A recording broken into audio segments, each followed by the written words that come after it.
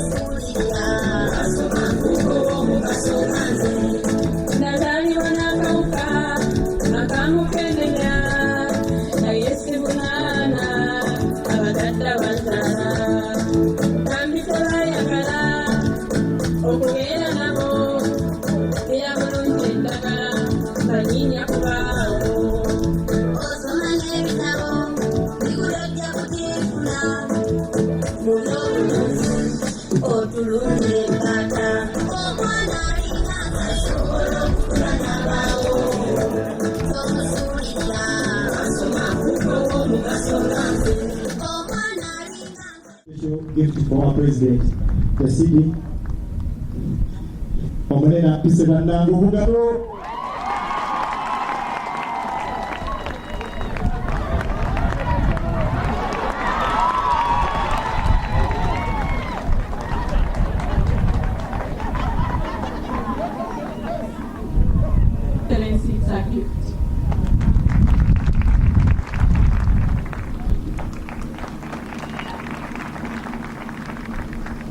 Honorable Ministers, Chair and Board members of JCRC, distinguished Ugandan international partners, and here I would like to thank Dr. Strong of PEPFAR for coming here to be with us. I would also like to thank the good people of USIP. You people, you are doing a wonderful job. And that also includes our partner from CDC and our organization. We thank you, distinguished guests, ladies and gentlemen. Mr. President, I'm honored to welcome Your Excellency to our new home, JCRC, a center which you personally started way back in 1991. That was the time when Uganda had the highest prevalence and incidence of HIV in the world. Human nature is such that people have short memory for unpleasant things. And I ask Your Excellency a brief moment to remind them. From early 1980s, cases of HIV/AIDS were going up and up all the time. We have here in our data UNAIDS graphs of the time showing a steep rise every day, every month, and every year. It was like the sky was the limit. This prompted many scientists to predict that Uganda would be depopulated. Some articles described the catastrophe that was to befall this country as scorched earth. It was said that nothing could be done to stop the massacre. One scientist, in fact, went as far as saying at the time, and I quote, "Come back here in a few years, there will be plenty of parking places in Kampala." End of quote.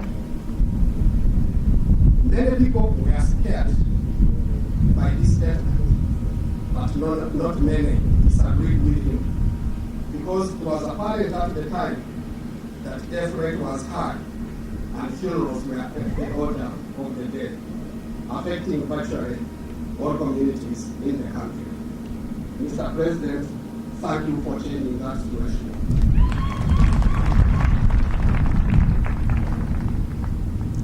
One of your successful weapons was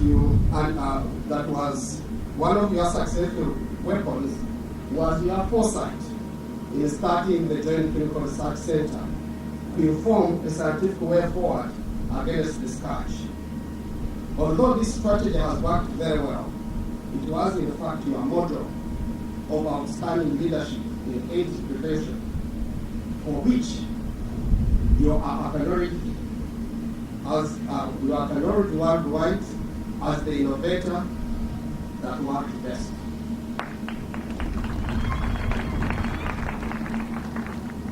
Your motto, the only proven successful one at the time, was emulated as the best practice for AIDS prevention the world over. Some years ago, a mathematical modeling expert reviewed the sharp decline of HIV cases from 1993 in Uganda onwards, and estimated that your initiative prevented at least 1 million potential infections. Those were 1 million people who would have died, whom your initiative saved. And because of your initiative, many other millions were saved in other countries. When you started JCRC, it was housed in a particular house in Mengo, which was under central government following the abolition of kingdoms in 1966. When you restored the kingdoms, the particular house was returned to Uganda, which then became our landlord. Mr. President, I would like to take this opportunity to thank Uganda Kingdom for accommodating us and supporting our noble cause of fighting HIV/AIDS. However, the Lubowa Campus was small, and occasionally some few individuals did not always see our purely medical and humanitarian presence there in that light. For a long time, we have been trying to find a modern and bigger home, especially as it became clear that our work was rapidly expanding beyond the capacity of Lubowa Campus. For years, we tried to get funding support to build the center, but we were unsuccessful because of government constraints and demands of donors whom we approached that they could not fund any new buildings. Their constitution constrained them from funding any new buildings in a new place like this. Today, I'm happy, Your Excellency, to report back to you on our accomplishments so far. JCRC acquired this land in 1997. And here, I would like to thank Your Excellence for the support you gave us in purchasing this land. Minister of Defense also played a major part, and Dr. Mbonye, who is here, identified the land and supported us to get it. Since then, we have jealously protected it from many vested interests as we look for funds. Your Excellency, you can imagine having this piece of land in the midst of Kampala. How many wolves will come here wanting to do this and that and so on. But we have protected this land until it would accommodate this. And we are protecting a piece down there until an asset of very important national significance can be constructed there under Your Excellency's guidance.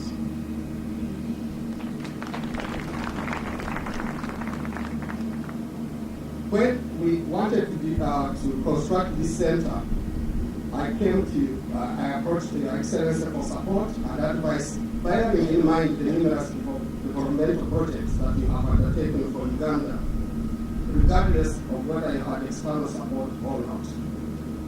You kindly gave us a go-ahead and advised that we should get back to you in case of any obstacles.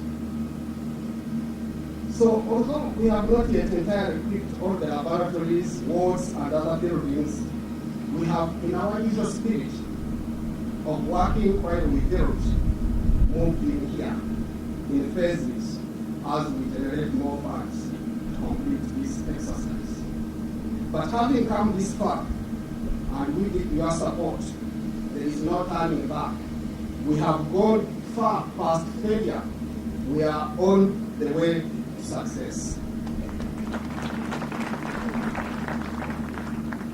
The laboratories we have already moved here, though we are still working on them, are of the highest standards. And this is at international level. Mr. President, it is not only the buildings and equipment that matter. The quality of the work is just as important.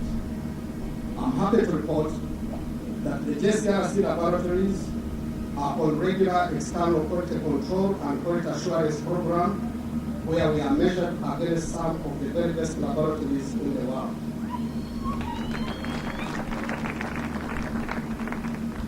I am happy to report, Mr. President, that we are ranked among the top.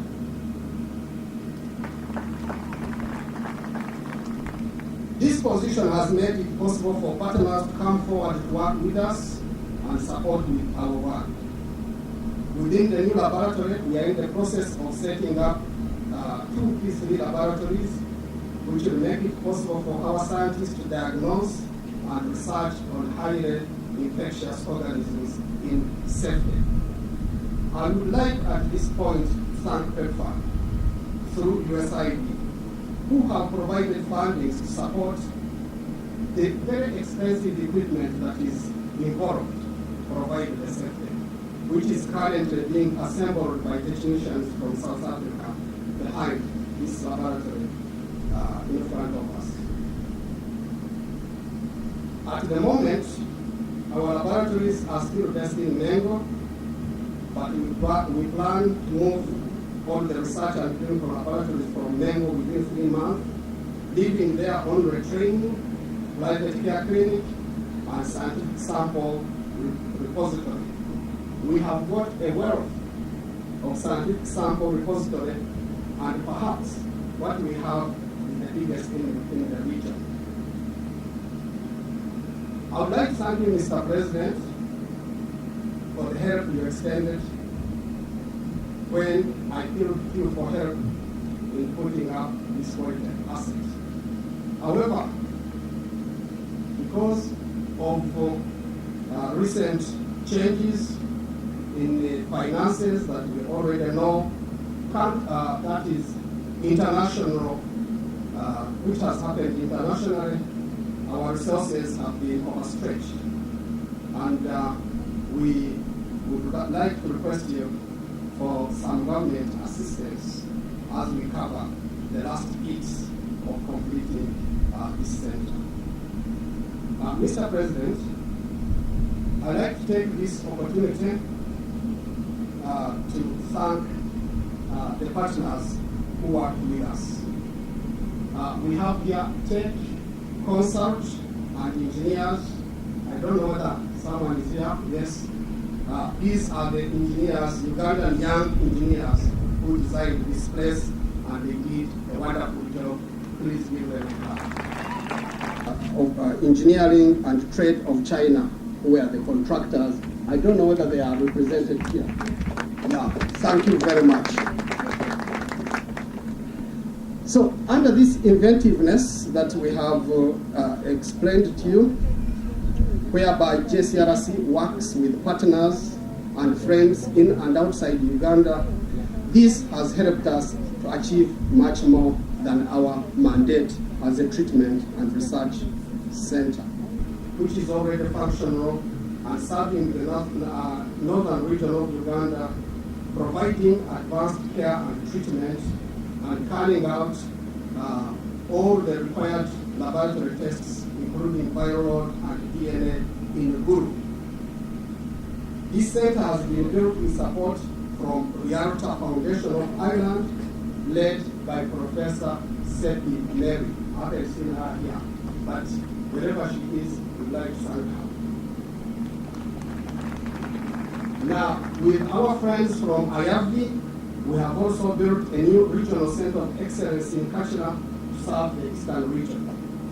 These centers, though fully functional, have been ready for official opening for well over a year, but we have been patiently waiting for an opportunity in our schedule for you to officially open them for us. Now, with paper support, we have also built other regional centers of excellence in Fort Potro, in Kabale, and Balala. We also renovated a disused dispensary building in Valley, which is serving as our regional center of excellence. But in partnership with Dr. Ed Mills of the University of Ottawa, Your Excellency, I'm happy to report that we have raised enough funds to build a brand new center of excellence in Valley, leaving the old one for use of Valley Hospital, who desperately need the space. Therefore, Your Excellency, JCRC is now a countrywide organization with centers of excellence in each region of the country. Through these centers, JCRC is providing advanced referral aid care and treatment and tertiary laboratory services in all regions of the country.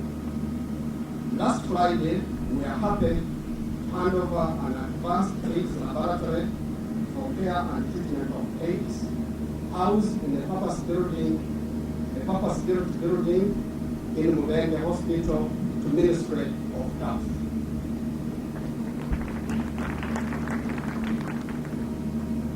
Mr. President, I would like to report that from 2003 to 2008, with PEPFAR support, we became the leading organization in scale-up of ARV in Uganda.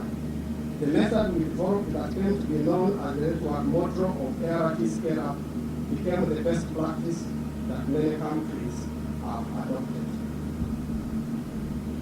So our TREAT project, which was funded by PEPFAR, to scale up ARVs and build capacity through Uganda, were able to start an incredible 72,000 patients on ART and took care for an equal number of patients who were not yet at a stage to require ART. The patients did very well, and I'm happy to say we successfully transitioned most of them over the years for continuing care to Ministry of Health hospitals and other care providers and partner organizations, some of whom were trained by JCRC to continue our work. PEPFAR did a fantastic job, not only for this country, but for Africa, by providing resources, and which we have been able, and we are currently involved in training laboratory staff in all Ministry of Health regional hospitals, we are training them in good laboratory practice and modern laboratory equipment. In this exercise, we have got Mr. Tukune and Karen who are leading the training exercise. Karen, you could stand up for recognition, and Mr. Tukune. Your Excellency, in the same period, we built new age treatment clinics in Kalandara, in Masindi, in Patong, in Kapchorwa, in Rochelle, and renovated over 40 AIDS outpatient clinics within the Ministry of Health facilities. I'm glad to report that JCRC has continued to excel in research. International research grants are awarded, as you know, on a competitive basis. The competition that involves leading international universities in the world is very stiff. But JCRC has on many occasions emerged the winner. So currently, we have over 35 research projects taking place within the JCRC. The research funding emerging out of JCRC are not only helping to discover better ways to treat and prevent AIDS, but is also providing employment for Ugandan scientists and reducing on brain drain caused by scientists going abroad for greener pastures. JCRC, which in 1992 had only 10 members of staff, now employs 550 Ugandans that include PhD holders, medical, laboratory and nursing scientists, research scientists, and other professionals and support staff. However, the center still needs critical support because our ultimate goal is to become entirely self-sustaining. This is our ultimate goal. Finally, Your Excellency, I thank you very much for coming to officially open our new headquarters. We thank you for your continued support, JCRC, and we thank you for your good leadership in fighting the biggest scourge in living memory. Thank you, Your Excellency. Now I would like to ask Honorable Lubowa, the Minister of State for Health, to come and invite His Excellency. All partners of JCRC, the Permanent Secretary of the Ministry of Health, the Director General, researchers, clients, district leaders of Wakiso and the neighboring districts, ladies and gentlemen. Your Excellency, I have been alerted that you do not have enough time, so I am not going to read my speech. However, allow me to thank you for gracing this occasion with your personal presence. I also would like to thank you for the personal and passionate support you have always extended to JCRC. May I also congratulate JCRC upon this big achievement of getting their own home. At the age of 20, you really become mature, and it therefore requires you to have your own home. So you have been working at a very squeezed space, but here you have enough space, and we expect better results from you. This is not to say that we have not been performing. We actually want to thank JCRC for working very closely with the Ministry of Health for doing our tasks. You are a very, very strong partner, and on behalf of the Ministry of Health, I would like to pledge our strongest support as we continue to serve the people of Uganda. With those remarks, Your Excellency, it is my singular honor and pleasure to invite you to speak to the audience. Your Excellency. Thank you. 20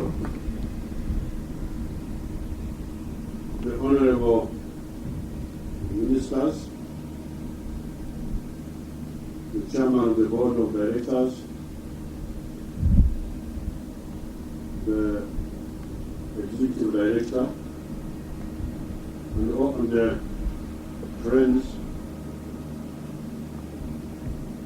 In 1986,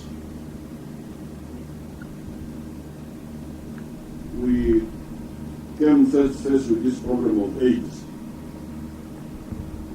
when we came into the government. I must find somebody who is not very much liked in the Western countries. This is Dr. Fidel Castro. He's not popular in some places, but I thank him very much. He's the one who first alerted me to the extent of the AIDS epidemic in Uganda. We had sent 60 military students to Cuba for military training. During the non-aligned movement meeting in Harare, Zimbabwe, in September 1986, Dr. Castro pulled me aside and said, there is a big problem in your country. I said, what is the problem? And he told me that out of the 60 students who were sent to Cuba for training, 18 had AIDS. And he said this is very high. Now, when I came back from that meeting, nobody had told me about, we have seen, when we were fighting in the bush, we had seen one of our soldiers called Tinamasco, who had died of TB. And yet, we had TB drugs in the bush. I think they are called DH-100 or what are they called? The TB drugs. DH-100? I what? INH-100. I even remember that.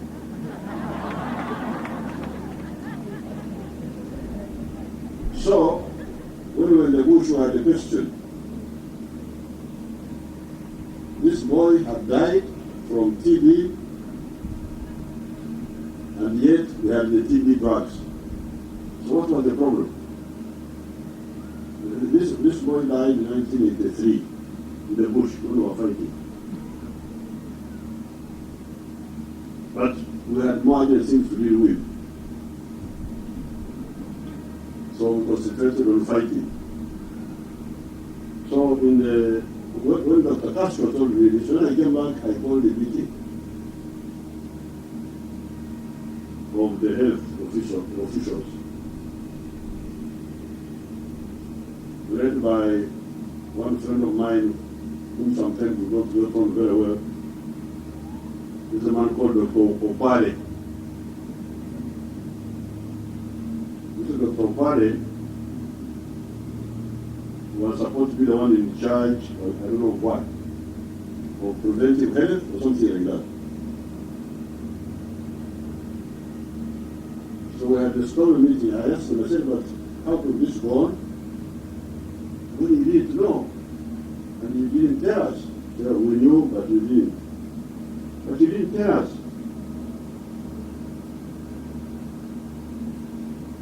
I had a long session with these people, but fortunately they had done some observations. Although they had not talked, I don't know why scientists find it difficult to talk. There must be some problem. They can't talk. Although they have not talked about the problem, But I actually made some correct observation. So when I interrogated them, whether I have to leave this information out of them in a meeting in Burangi, which we have been using by Lubowa Campus. But at that time it was the office of the army.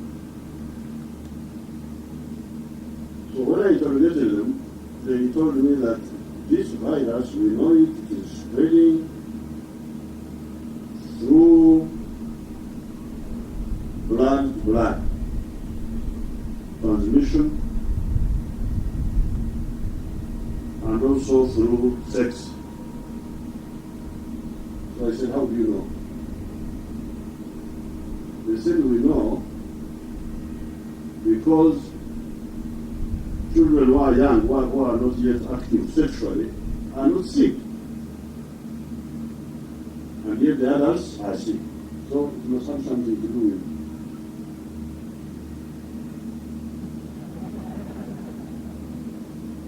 Then I said, okay, if you say that it is spreading by blood to blood, then how about insect bites? Why don't they spread it? All those mosquitoes bite somebody who is sick and they don't bite. They said, no, we don't think mosquitoes are spreading it because precisely in the same way as the children don't have this sickness, and yet they stay in the same houses with the adults. So if it was mosquitoes, even the children would be sick. So that means even the insects don't spread this disease. It is three ways. As well as that, these people were aware of this. Okwale, my friend, my comrade, Okwale quarreled with him. On the one hand, I saluted him. I don't know where he is now. I don't know what he is. Okay. So, as hard as that time, Okwale told me the ways are three of how this sickness spreads. Sex, blood transfusion, and injections, local injections.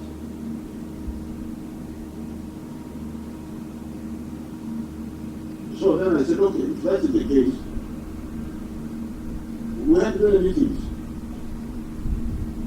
Then I said, if that is the case, then this sickness is easy to stop.